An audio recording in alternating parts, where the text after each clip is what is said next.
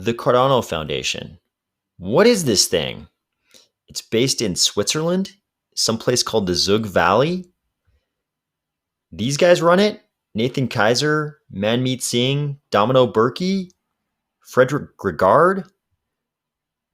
What about IOHK? I thought IOHK was running everything. Charles is a part of IOHK. What is Emurgo? Emurgo's in Japan? Why do we have these three fractured organizations in Cardano? Why do we have all this?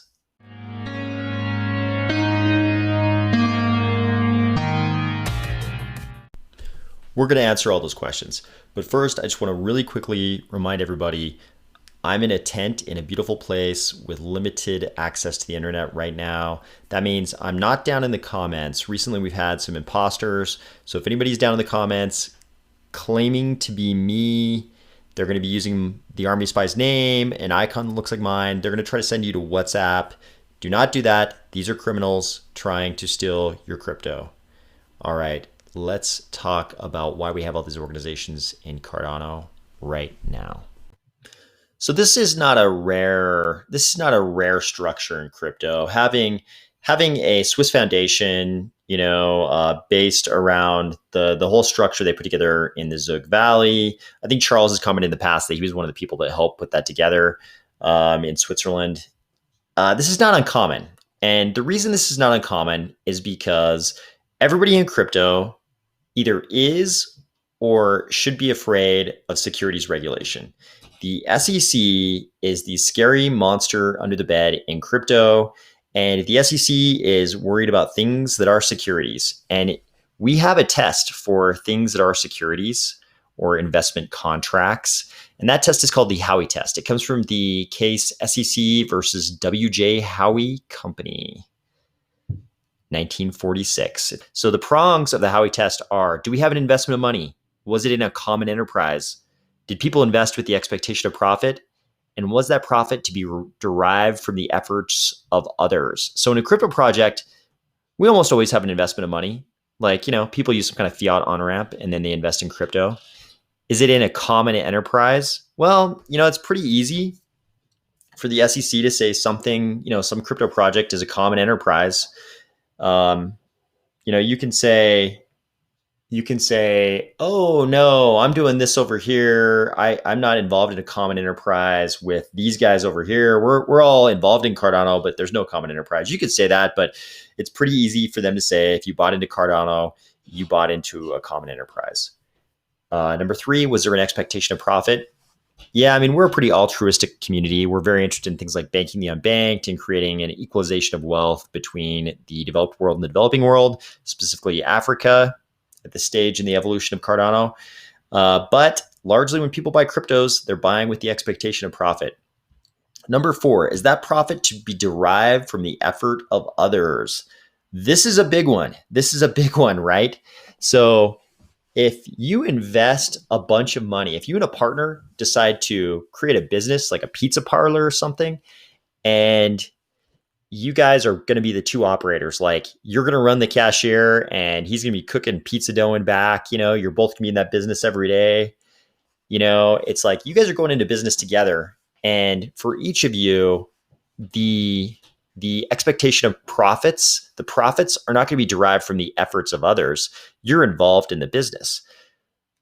In crypto, regulators could take a slightly different view of this, right? And when I say regulators, I mean both the SEC at the federal level and state regulators, because you don't care about the two guys starting a pizza parlor together. What they care about is when those guys have a silent investor off to the side who's not going to be involved in the business, and they sell that person a piece of the business, right? Because that person has an expectation of profit in a common enterprise that they invested money in, and it's to be derived from the efforts of the two other guys who are involved in the business, right?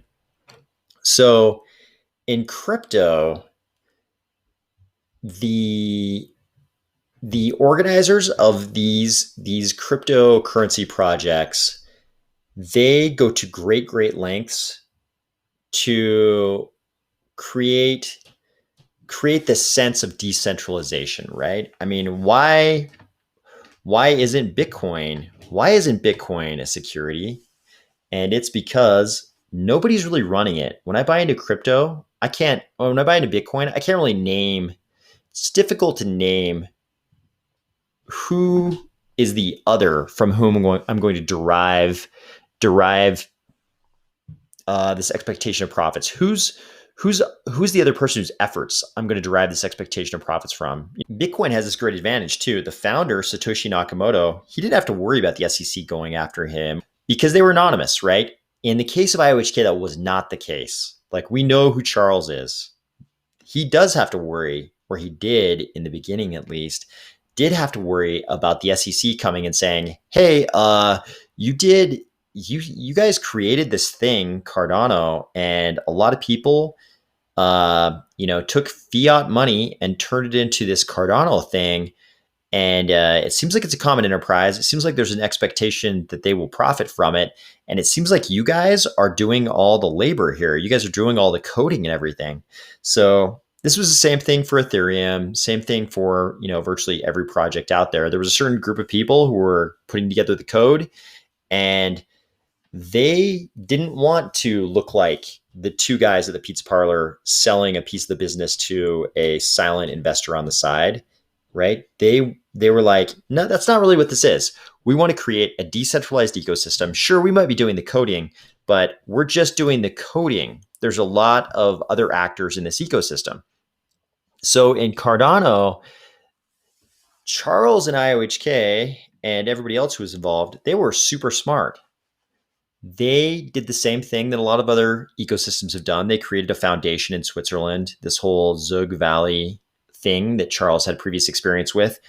And they also did their initial coin offering in Japan, which had more favorable laws towards cryptos then and probably now. So there was no chance of getting in trouble with the SEC, you might be saying to yourself. Not quite the case. So securities regulators don't just care about the initial offering, right? They also care about secondary offerings. Like, they know you could sell all of your coins in some far off jurisdiction. They know that eventually those people are going to sell to other people who are going to sell to other people. And you could create a market in the United States or in Europe or wherever easily by doing an ICO in one jurisdiction and fully knowing that the spillover in the secondary sales of those tokens are going to come to the United States or Europe. So the SEC knows this, and that's sort of part of their whole regulatory scheme, right? But Charles and those guys, they did the ICO in Japan, and they were like, "Hey, we are just this group of coders being compensated for coding the consensus protocol for Cardano, but the Cardano Foundation is really running stuff, right? And they're this entity over there in Switzerland. Probably don't want to go after them. And we're not even the only private organization involved in Cardano. You've also got Emurgo in Japan, right? Ken Kodama. You see Sebastian, on a lot of the live streams. Those guys are doing a lot of the commercial exploitation of Cardano. So it creates this sense of decentralization, and not just a sense of decentralization, but actual decentralization. Like IOHK doing a bunch of Haskell stuff, bunch of Rust stuff. They're doing a lot of coding, but you got Emurgo who's in charge of commercialization, and they created Yoroi. And then you've got the Cardano Foundation. The Cardano Foundation tells us right here what exactly their mission is: driving adoption of Cardano, shaping legislation and commercial standards, growing the global Cardano community. I think this is actually one of the biggest ones. Ensuring stakeholder accountability, facilitating partnerships. If you go down here, the very next thing is join the community. They've got the Cardano forums, documentation, GitHub, Line, LinkedIn, Meetup, Medium, Reddit, huge one, Telegram, Twitter.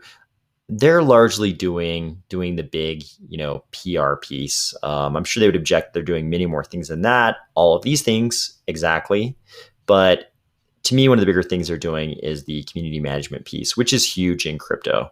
So the founders of Cardano have done a great job of creating that same sense of decentralization that we see in other cryptos, that is definitely part of a strategy, or it definitely aids a strategy of avoiding being categorized as a security under the Howey test, right?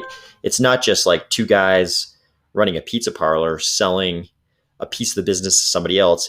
It's a big ecosystem with many, many actors, and everybody's kind of in it together. You might be a stake pool operator, you might be Emurgo, you might be IOHK, you might be somebody building a DApp. There's a lot of people involved, and you can't quite put your finger once we have the full ecosystem built out, especially after smart contracts. It's going to be hard to put a finger on who's running, who are the two guys in the pizza parlor who are actually controlling the whole thing, because nobody's going to be controlling the whole thing. Nobody's going to be controlling the whole thing. And the founders of Cardano did a great job of not only creating a sense of that being the case, but they actually made sure that was the actual case. We've got many different actors in the ecosystem doing different things, and that number is only going to get bigger. I mean, we've got thousands of stake pool operators helping to run the consensus protocol. We've got the Cardano Foundation doing all this community stuff. We've got Emurgo doing traceability in Indonesia and in Georgia with wine, and all the other commercial projects they're probably working on that we haven't heard about. Also, they created the Light wallet. Then you got IOHK doing all the coding stuff. Cardano has kind of done what they're supposed to do, not only create the facade of decentralization, we have actual decentralization with various characters doing different things in the ecosystem. I mean, if you've been around a while, you remember that Charles was super displeased with the Cardano Foundation, and eventually a group called the Guardians of Cardano started publicizing exactly why they thought we should have a change of leadership in the Cardano Foundation. And that actually happened. But it's sort of proof that Charles isn't controlling the whole thing, that he really wanted the change in leadership, and it didn't happen. It didn't happen until the community kind of rose up and demanded that change in leadership. So I think we should consider ourselves lucky that we're in an ecosystem where we have actual decentralization and a multitude of actors doing different things, and not just that fake sort of facade of decentralization. I'm not going to name any cryptocurrency ecosystems where that's the case, but there definitely are some where they try to pretend like they have the same decentralization, and it's actually just basically a company, and probably the coins and tokens they're issuing really are securities under the Howey test. So this is at least part of the reason why we have these various actors in the Cardano ecosystem. But we're lucky because we're in an ecosystem where they actually do different stuff, and we do have this diversity of actors in our ecosystem and decentralization. And with that, I will see you tomorrow.